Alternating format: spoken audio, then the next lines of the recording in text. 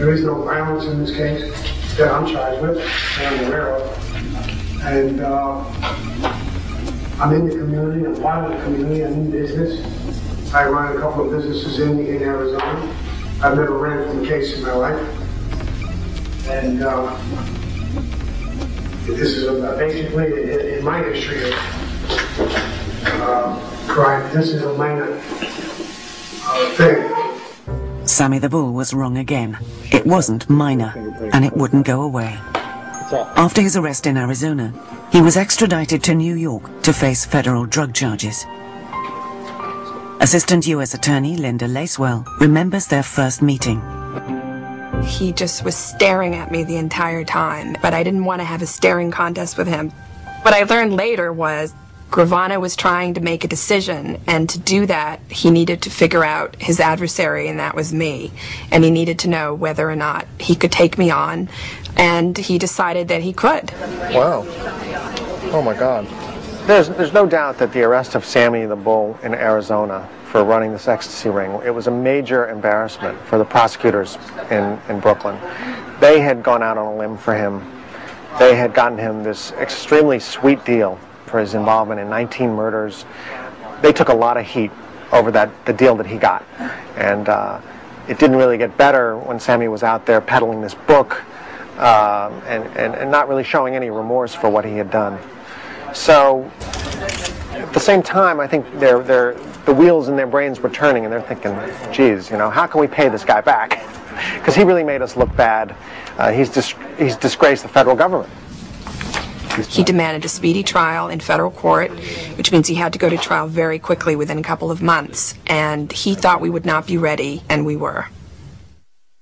In fact, he never went to trial in New York or Arizona. The reason was that some of his trusted stooges had turned on him. Gravano was the most famous turncoat in modern times, and the best lesson that these kids got from him, they took a page right out of his playbook and cooperated and assisted in the prosecution and conviction of him. Sammy the Bull Gravano pleaded guilty to federal drug charges in New York and received the maximum sentence, 20 years in prison. He was then returned to Phoenix, Arizona, to be sentenced on the state drug charges.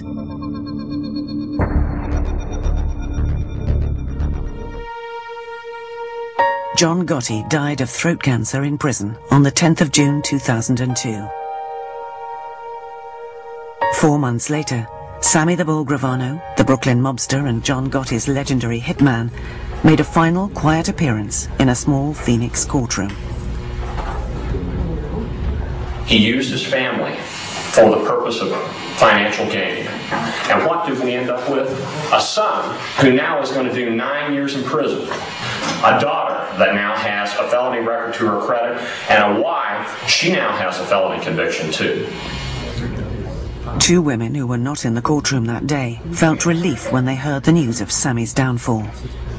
I'm happy that he's in jail, and I'm happy that in some small way he's suffering, because this is a man who did anything to stay out of jail. So I know that was a big issue for him. I know that that was something that, with all his might, he tried to avoid. I just sat and smiled. I says, good. It's good. And then my niece saw it, and she called up hysterical crying, because she knew this man was responsible for her father's murder. For the police who did the work that secured his conviction, getting Gravano was the case of a lifetime. It was a great day for the Customs Service. I mean, this is a high-level violator. Ecstasy was a big problem at the time. We had made some serious inroads. Finally, on the 30th of October 2002, Sammy the Bull Gravano was sentenced. As you stand here today, I know that you fully appreciate the fact that you are going to be sentenced to a long-term imprisonment. As a result of your decision to become involved in this, that you have forfeited the right to continue living in the society which you have continually preyed upon since you were a young man. So is there anything that you wish to say this morning? I believe you in this court have been very fair with me and my family, and I appreciate it very much. Always my thought with him is, you couldn't be content with what you had. You just couldn't walk away. You were able to walk away. What made you do it? He walked out, he said, see, Sam, have a good life. But he didn't have on that expensive suit anymore. He didn't have marshals carrying his luggage anymore. He had the blue shoes that they give you in jail. He had his bald head. He decided to also destroy his family. I guess the evil is just so abundant in him now at this point in his life that he took his whole family with him this time. Sammy the Bull Gravano is serving 20 years hard time in a federal maximum security prison on concurrent federal and state drug charges.